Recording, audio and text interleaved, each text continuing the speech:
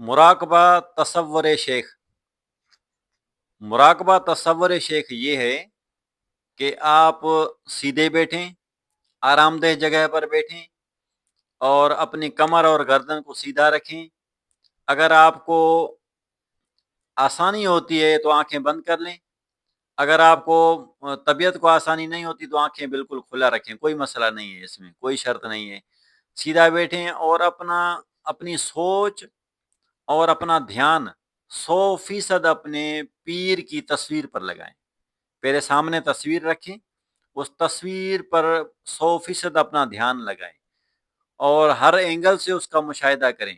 پھر آنکھیں بند کر کے وہی تصور اپنی پیشانی کے سینٹر پر محسوس کریں، اور اس طرح آپ اس پریکٹس میں اس کام کو لائیں، اور جو ذکر ملا ہوا ہے جس طریقے سے ملا ہوا ہے اس طریقے سے پڑھیں، تو خود بخود یہ مراقبہ تصور شیخ قائم ہو جائے گا۔ اسی کا نام ہی مراقبہ تصور شیخ ہے۔